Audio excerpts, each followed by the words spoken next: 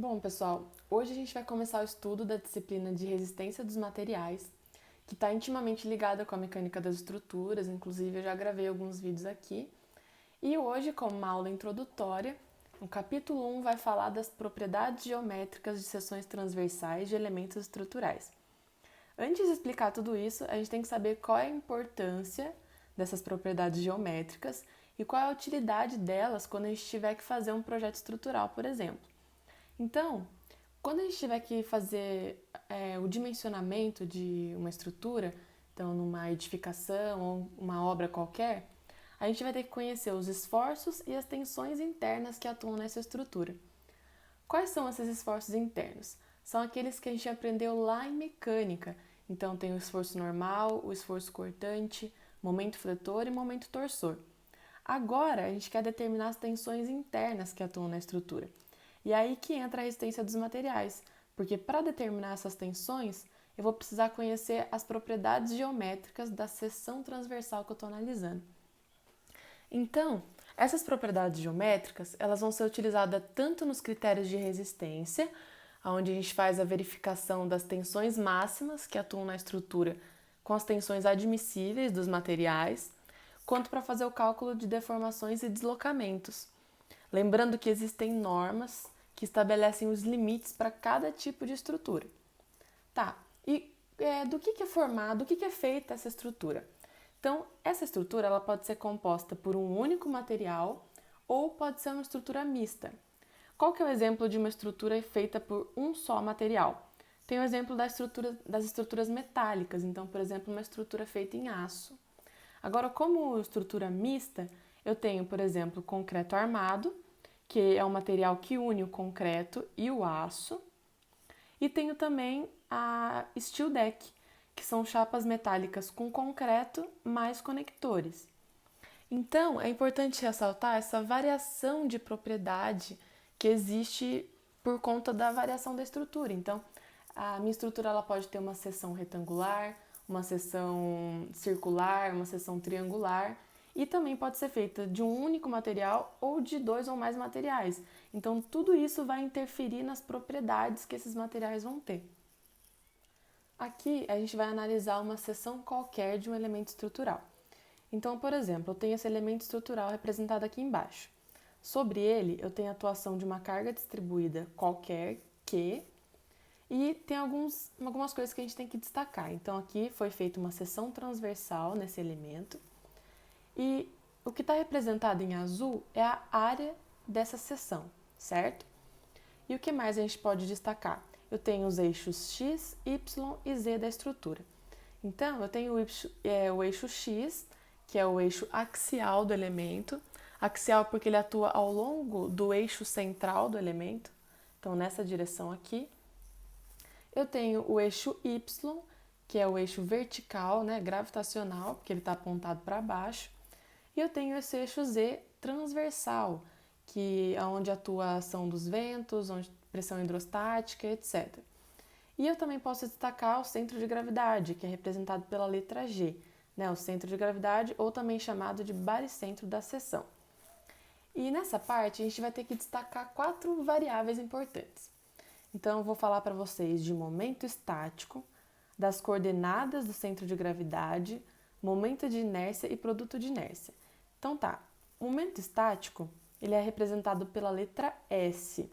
E aqui eu vou mostrar para vocês o momento estático com relação ao eixo Z e o momento estático com relação ao eixo Y. Aí eu tenho as coordenadas desse ponto G, né, que é o meu centro de gravidade, que vão ser representados pelas letras YG e ZG. Vou ter também o momento de inércia, que é representado agora pela letra I, e aqui eu vou ter o momento de inércia com relação ao eixo Z e o momento de inércia com relação ao eixo Y. E também o produto de inércia, também representado pela letra I, só que é um produto de inércia com relação aos dois eixos, então ele é representado por IZY. Ok, nessa figura aqui, a gente tem então uma seção qualquer que foi colocada num plano cartesiano ZY.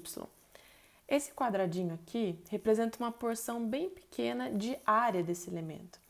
Então, esse diferencial de área, ele pode ser definido que nem a área de um quadrado mesmo. Então, lado vezes lado. Nesse caso, vai ser uma distânciazinha em z por uma distância em y.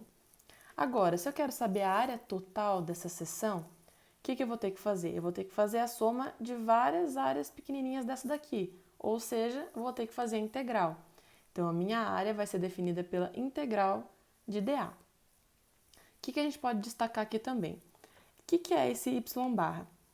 Y barra eu defini como a distância do meu eixo z até o centroide desse elemento. Z barra é a distância do eixo y até o centroide desse elemento. E aqui também eu tenho YG e ZG, que são as coordenadas do meu centro de gravidade. Então, o centro de gravidade desse elemento aqui. Vamos começar aqui pelo momento estático, então representado pela letra S, tá? E com relação aos dois eixos. Primeiro, se eu quero saber o momento estático com relação ao eixo Z, por exemplo, eu tenho esse elemento aqui.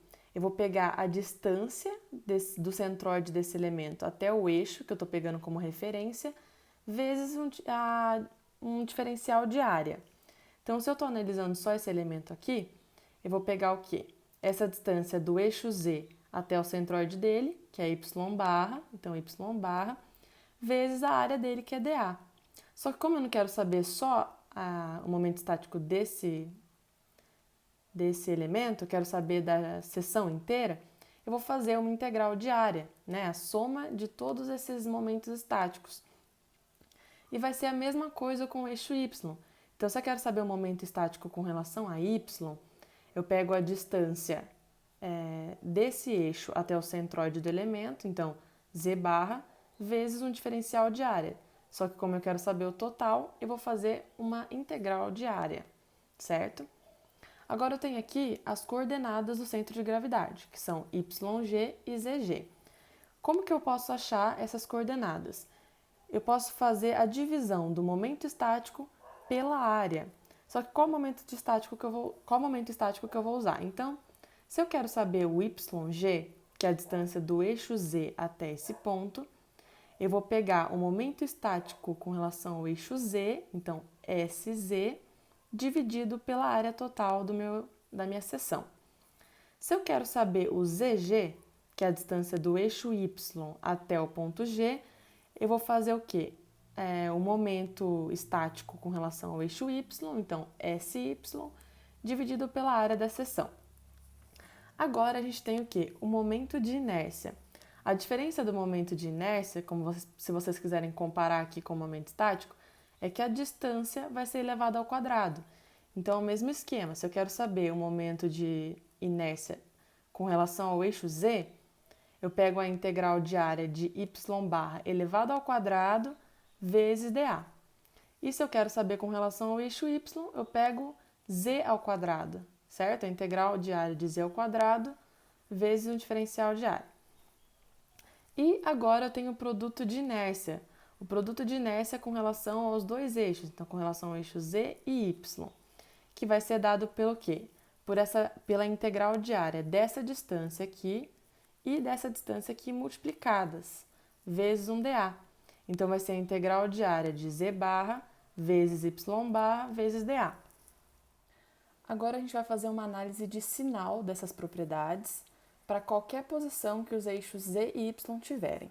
Então, veja aqui, o momento de inércia ele vai ser sempre positivo. Até dá para perceber isso porque os valores de y barra e z barra vão estar elevados ao quadrado. Então, independente se forem positivos ou negativos, quando elevados ao quadrado, eles vão ficar positivos. Então, o momento de inércia é sempre positivo. O produto de inércia, ele vai poder ser positivo, então vai poder ser maior do que zero, igual a zero ou menor do que zero, porque ele depende dessas duas propriedades aqui. Se uma delas for negativa, já o produto de inércia vai ser negativo. Se tiverem sinais iguais, vai ser positivo. Se uma das duas ou as duas forem zero, esse produto de inércia vai ser zero também. A área ela é sempre positiva, né? Não tem área negativa. E o momento estático e as coordenadas do centro de gravidade podem ser tanto positivas quanto negativas quanto nulas, para qualquer valor de z e y. Agora, para ficar mais fácil, eu vou mostrar como que isso funciona no plano cartesiano. Então, vamos supor que a minha seção está localizada totalmente no primeiro quadrante. Se eu estou no primeiro quadrante, os valores em y e em z vão ser positivos, e isso faz com que todas as propriedades também sejam positivas. Se eu olho para o segundo quadrante, na minha seção no segundo quadrante, eu tenho valores negativos para z e positivos para y. Isso faz com que o meu zg seja negativo, o meu yg seja positivo, o meu sz seja positivo, porque ele depende da coordenada em y, certo? Que é positiva. O meu sy vai ser negativo, porque ele depende da coordenada em z, que vai ser negativa. E o produto de inércia, que é o IZY, vai ser negativo também, que depende dessas duas propriedades. Se elas têm sinais distintos, o produto de inércia vai ser negativo. Agora, se eu olho o terceiro quadrante, eu vou ter valores negativos para Z e negativos para Y. Isso faz com que todas as propriedades sejam negativas, menos o produto de inércia, porque se eu vou ter coordenada em Z e em Y com o mesmo sinal, eu vou ter um produto de inércia positivo. Se eu olho para o quarto quadrante, eu vou ter valores positivos para Z e negativos para Y. Isso faz com que o meu ZG seja positivo, o meu YG seja negativo, SZ seja negativo, SY seja positivo e o produto de inércia, IZY, seja negativo. Na letra C, eu vou apresentar para vocês casos particulares, ou seja, a gente vai fazer a aplicação das equações fundamentais em figuras que a gente já conhece. Então, por exemplo, uma seção retangular, que a gente vai definir todas aquelas propriedades usando as equações fundamentais de um jeito mais detalhado. Depois eu vou passar da seção triangular, seção retangular, tabeladas para vocês, tá? Só que aqui eu vou detalhar mais. Então, veja, eu tenho uma seção retangular num plano cartesiano ZY. Aqui eu tenho a base do meu retângulo B e a altura H, e eu peguei uma porção de área desse meu retângulo, certo? Então, um dA, que é esse comprimento B vezes um dy. Bom, se eu quero saber a área total, eu tenho que fazer a integral disso. Então, a área vai ser a integral de dA, que está definida de 0 até h, certo? De b dy. Se eu fizer essa integral, aplicando os limites de integração, eu chego que a área é base vezes a altura, certo? B vezes h. Como que eu acho o momento estático? Momento estático, a gente já viu, então, com relação ao eixo z. Momento estático com relação ao eixo z, eu vou usar essa distância aqui em y. Então, vai ser y vezes a minha área dA. Só que aplicada a integral, porque eu quero saber o momento estático da seção inteira. Então, aplicando os limites de integração de 0 até h, de y, b, dy, eu acho que o momento estático com relação ao eixo z é base vezes a altura ao quadrado sobre 2. Usando esse mesmo esqueminha, então, por analogia, eu acho que o momento estático com relação ao eixo y é h vezes b ao quadrado sobre 2. Perceba aqui que eu só mudo o b e o h, certo? Porque eu tomo outro eixo como referência. Então, se eu tomo o eixo z como referência, a base do meu retângulo vai ser esse b e a altura h.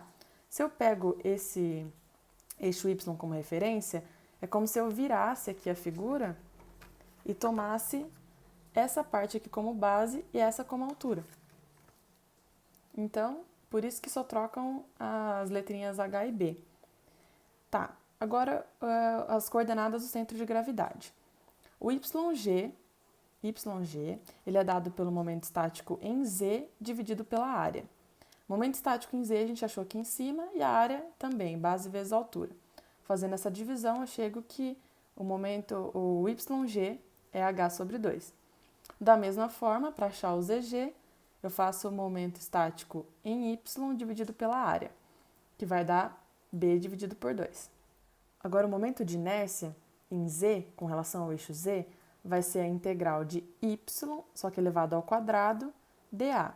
Se eu substituir de novo os limites de integração e aplicar certinho, eu vou achar que o momento de inércia com relação ao eixo Z é base vezes a altura ao cubo sobre 3.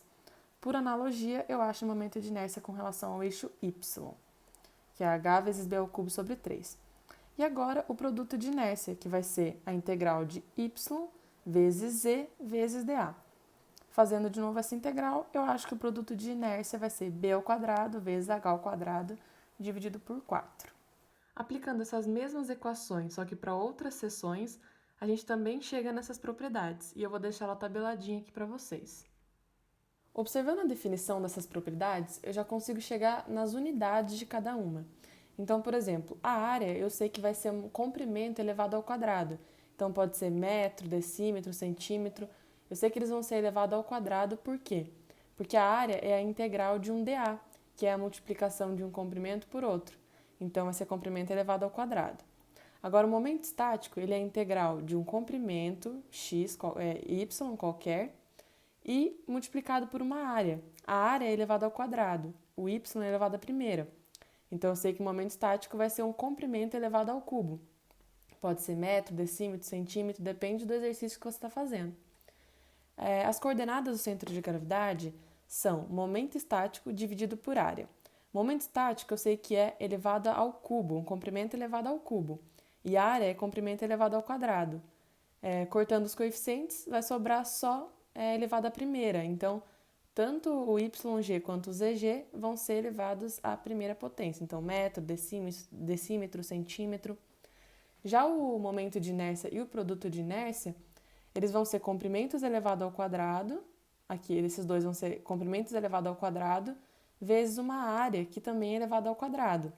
E nesse caso, vai ter o Z, que é um comprimento elevado à primeira, vezes o Y também, e uma área. Então, todos eles vão ter unidade elevada à quarta. E é isso, gente. Esse foi o primeiro capítulo de resistência dos materiais. Espero ter ajudado vocês.